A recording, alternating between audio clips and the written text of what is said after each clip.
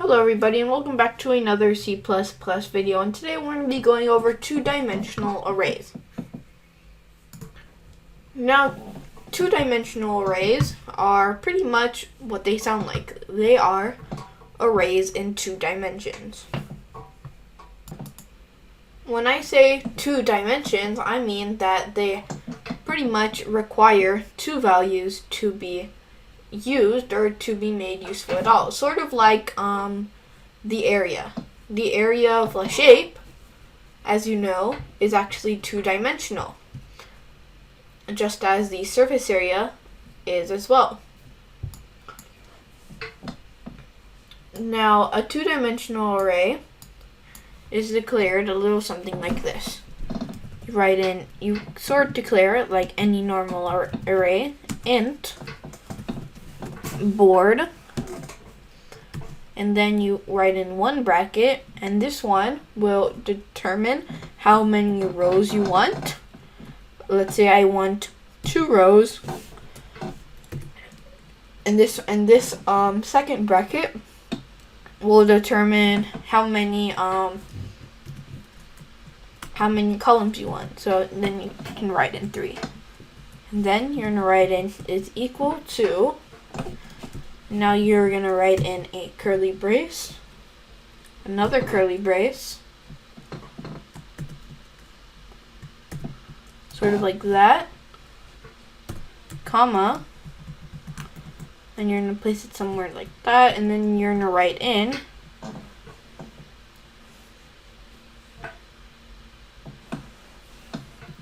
three, comma, 4, comma, 5,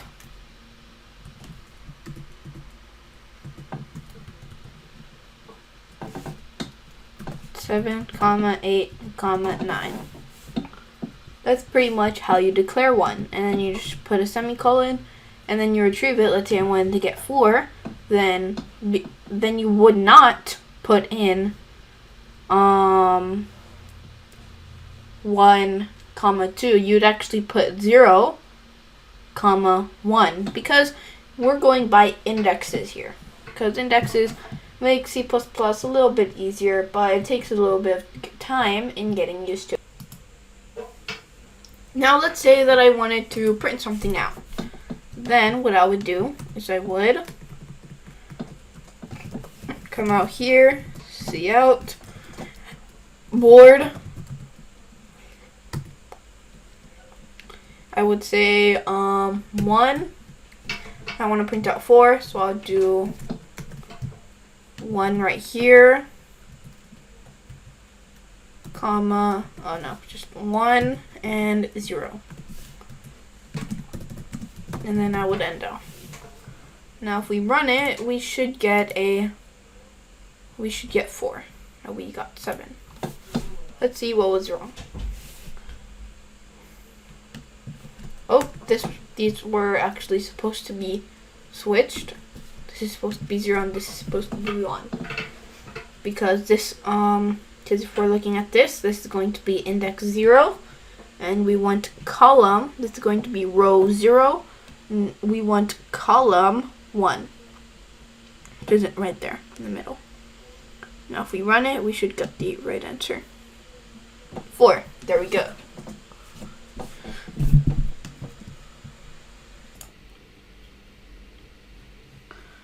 Now we're gonna do a little little program about arrays. Now, after we've sort of gone over the little basics, like how to declare one and how to access values, arrays are really not that hard to understand. Except they are 2-dimensional.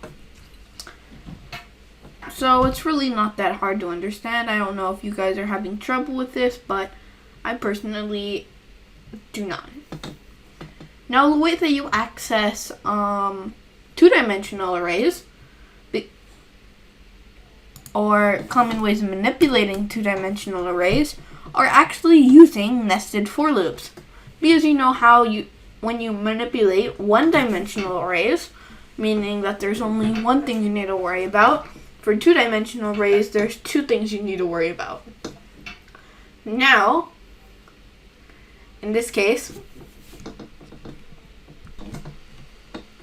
you need to use nested for loops in order to access all of these values. For example, I would usually have, let's say, one for loop for rows, and the for loop inside of it will handle columns. Now, rows are probably the easiest way to work about it because the rows are just easier to access, and access as in your first little nested loop. Now I'm just going to delete all of this. I'm going to show you the more or less the how a nested for loop would work. So now I would write something like for int row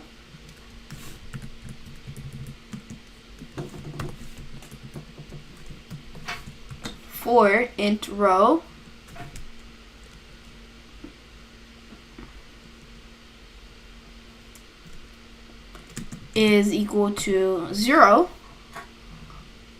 then we will have while row is less than number of rows, semicolon, each time this program repeats, we will write in row plus plus.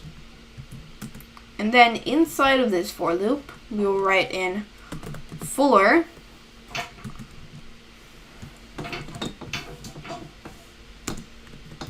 int column is equal to 0. Now it's pretty much just going to be literally just copied and pasted this, except inside of here, and it's going to be a for, and you're going to switch everything here for columns. So that's going to be short for COL. Here we're going to write in COL is less than number of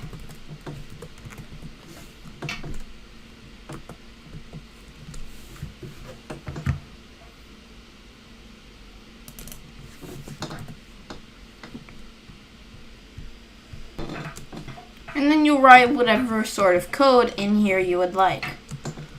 For example, let's say I had an array and I wanted to print out each and every single one of those in a, I would like to print all of those in like a line, right? Then I would just put in cout, I'll just put cout and then I'll print out array row column.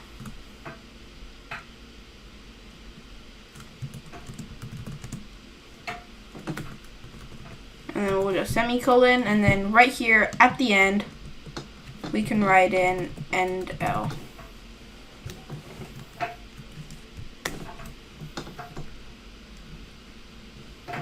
See that? Now let's say that you want to print these out in, let's say you want to print these out in like how it actually shows it. Then you would instead do something a bit like this.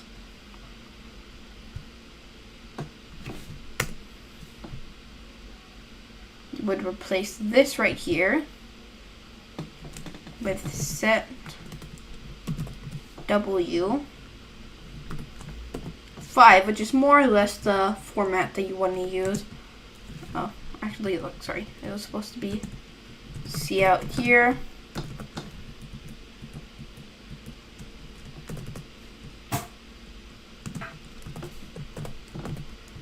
Matrix row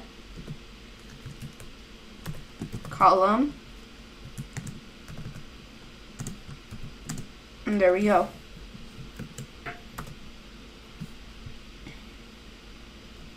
And now then we have to add in parentheses right there.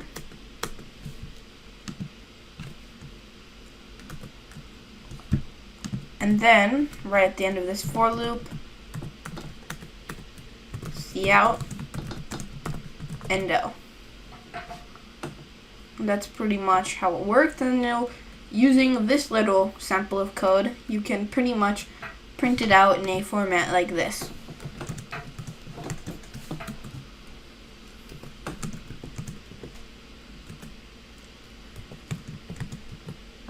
You're going to sort of print it out like that. Now you could do a couple of other stuff like printing out these numbers in triangles. This is where the set W and functions like that, where you set the columns and you also set the rows, those really come into play right here, depending on what shapes you want to do. And really you can do whatever you want with this.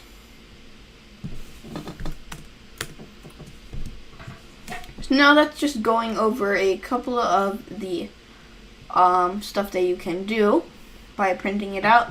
And you can also use this sort of algorithm to do a wider range of stuff involving two-dimensional arrays. Hold on.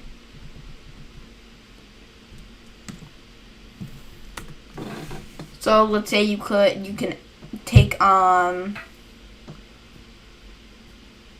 let's say you could actually take the entire, sum of an entire column, or you could take the sum of an entire row and print it out.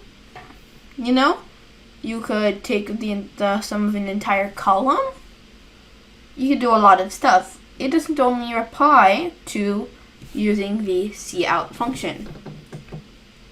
You could even find what is the greatest value inside of a certain row or column. Now that we're done with this, we are going to actually get into an actual program. So now make sure you include the header file ilmanip, because we are going to be using the setW function a couple of times here. Now the first thing you want to do is you want to declare a couple of named constants. You want to declare constant int number. Now the reason that you want to do this is because named constants makes your life so much easier when you need to change a certain value. Let's say that you wanted the number of rows to be 10. Then you would have to add in a couple of values into your array and change the number up here from 6 to 10. But let's say you weren't using a named constant, then you would have to change every single thing to 10 by hand instead of just, doing it once with a named constant. So using named constants has its perks. Then here we're going to write in number of columns,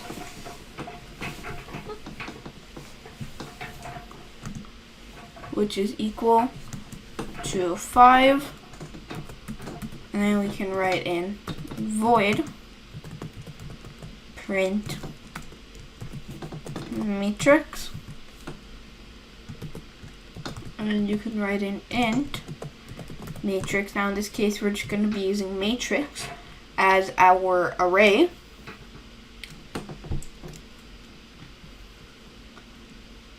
And then we're going to write in comma number of columns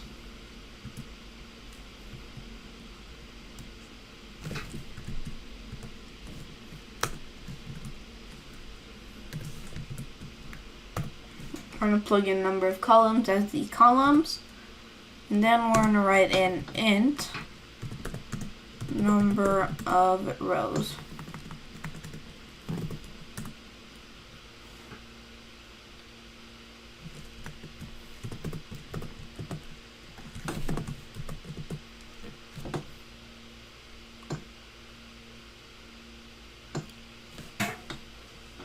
Now for the most part, we're going to be using these same values around the board. So you can just pretty much copy and paste this function right here, and just, you know, all you need to do is change what's right in here.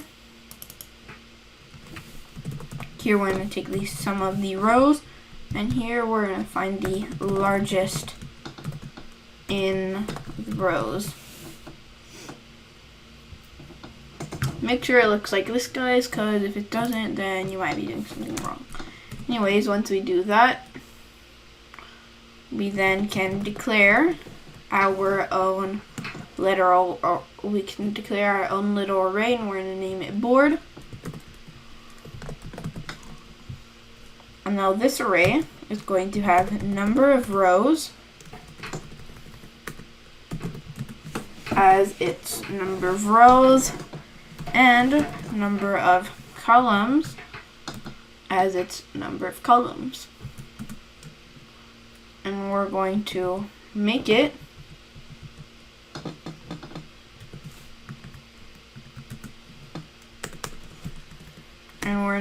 all equal to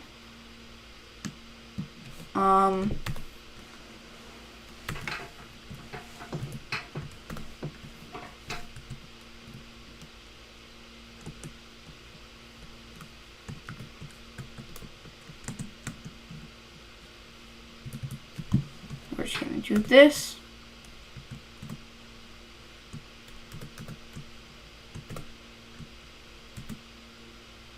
And now, since we are doing this with a couple, we're just gonna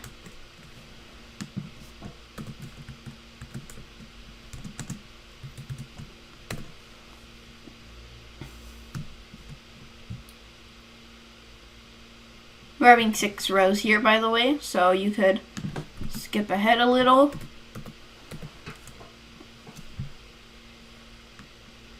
And just one more. There we go. And now we have 17, comma, 8, comma, 24, comma, 10, comma, 28. Well, also you need to have commas at the end of each of these rows. May have left that out earlier. 9, comma, 20, comma, 16, comma, 55, comma, 90. 25, comma, 25, comma, 35, comma, 8, comma, 78. And here we have 5, comma, 0, comma, 96, comma, 45, comma, 38. And now we have 76, comma, 30, comma, 8, comma, 14, comma, 28, comma. That's actually you don't need that last comma. And then right here we have 9, comma, 60, comma, 55, comma, 62, comma, 10. So there we go. That's pretty much the function right there.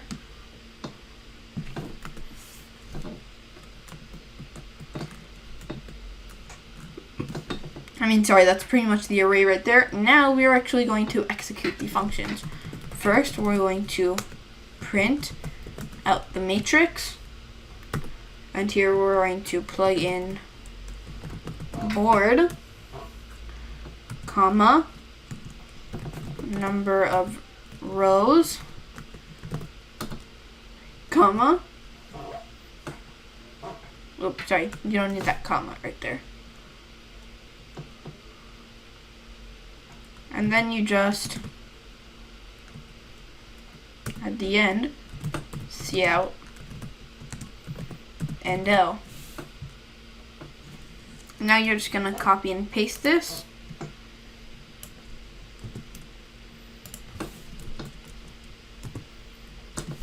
Right there. Make sure you put semicolons at the end of these.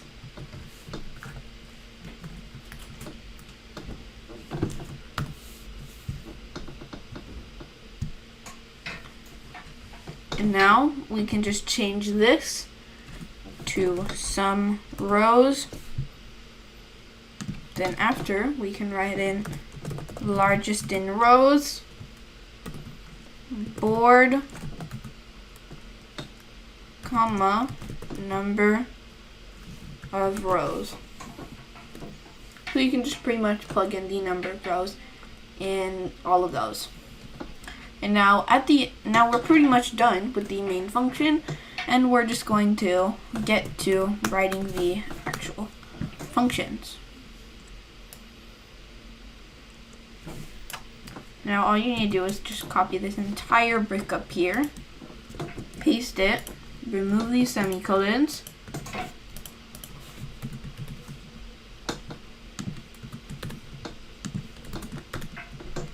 and there we go.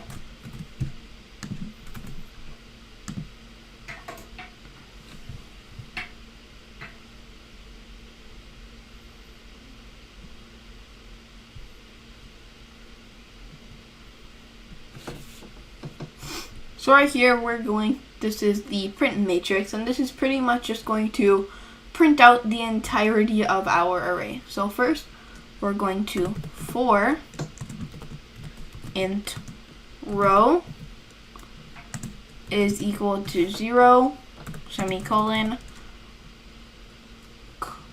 column is equal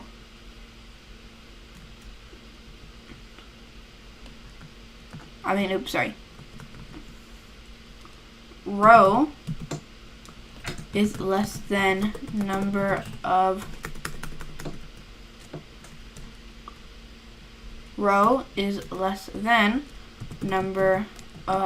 rows, semicolon, row plus plus.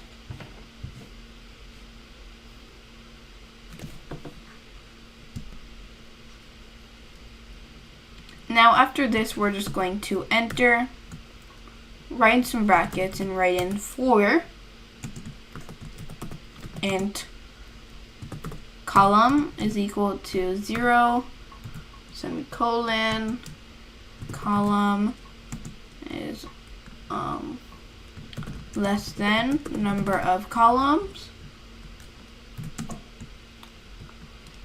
column plus plus. And then we see out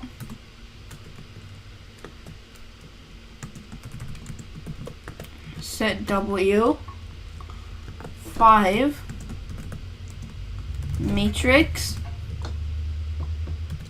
row column. Then you just do that, semicolon.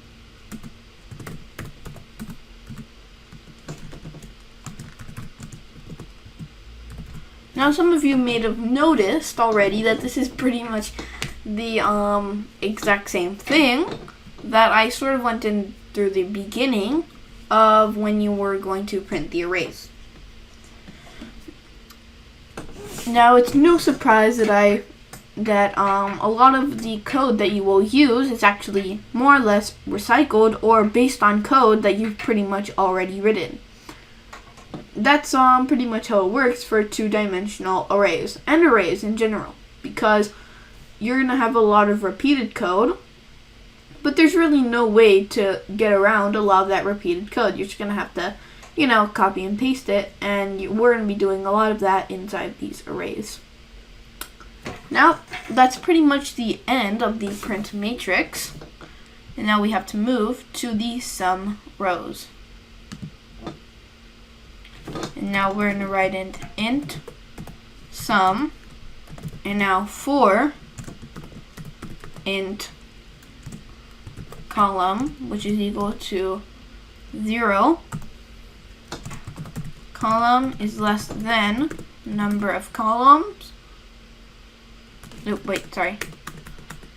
Sometimes you mix up the little nested functions because usually I tend to go by columns a lot, but sometimes you need to go by rows first. For int row is equal to 0, row is less than number of rows, and row plus plus, then sum is equal to 0, and for int column, which is equal to 0,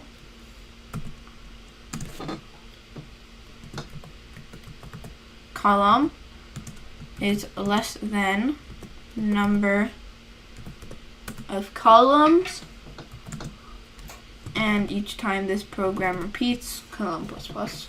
I mean, each time this line of code repeats, column plus plus. And now sum is equal to sum plus matrix row column. Oh, make sure you have proper indentation as well. That really makes a difference in making your code viewable. And then we can see out sum of row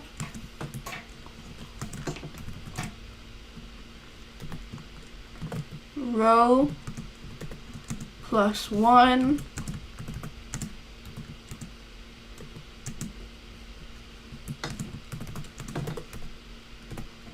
sum and out. And that's pretty much also the end for void sum rows. Now keep in mind that you can't actually just return arrays, and what you're actually doing here is arrays are actually automatically referral variables. So whatever you do to them in the function will automatically apply whatever to it outside of the function. And now there's sort of not much to change this other than, like not actually changing what's going on inside of the function. So yeah, I'd quickly let you know that you cannot return arrays as function, and they automatically are referral. They're automatically referral variables, sort of, when you plug them in. Now I'm just going to quickly go over what this function does. It just pretty much adds up every single thing that's inside of a row. For example, this is a pretty normal for loop for the rows. Sum is equal to 0. You declare sum, of course, up here.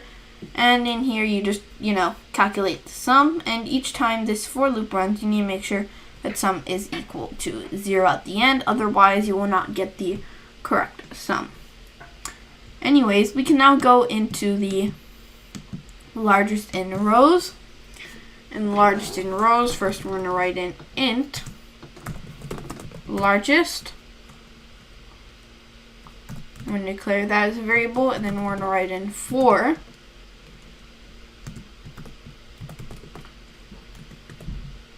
and now, okay, we're just gonna pretty much reuse what we just literally used less than 5 minutes ago. I actually really don't know if it was 5 minutes ago, but whatever. We're just gonna reuse that, and then we're going to reuse this, because we're gonna be using that a lot of the time in here.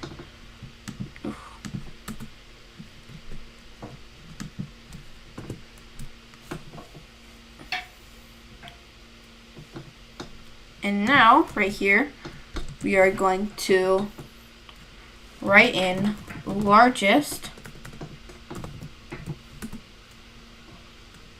is equal to matrix row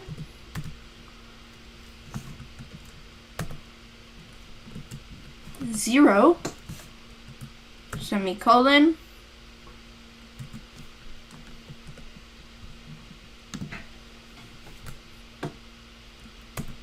and now if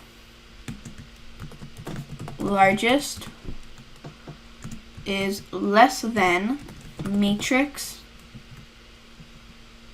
row column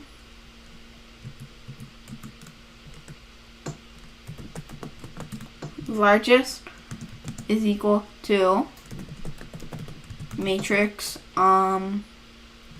row column.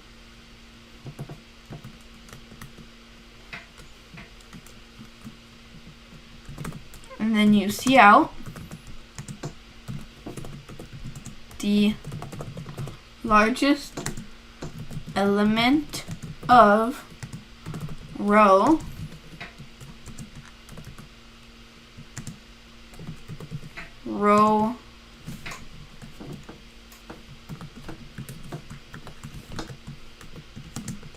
plus 1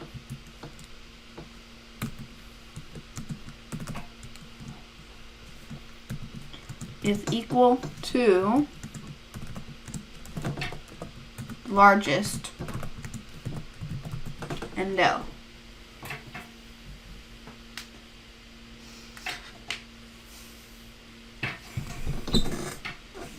Now I'm just going to go over quickly what this function does exactly. So at the top here declares the function largest. Now this largest will actually be used to declare the largest variable in each and every single row. Now here, the largest number is automatically set to the first number in any given row. See here? This is just the row loop. It's really self-explanatory. And now, for each and every single column in that row, if the largest is less than whatever element you're on, then that element gets turned, or the largest gets turned into that element. And now the largest element of row is, well, of course, row plus 1, and that's equal to the largest. And now these three functions come together to create this program. Let's see.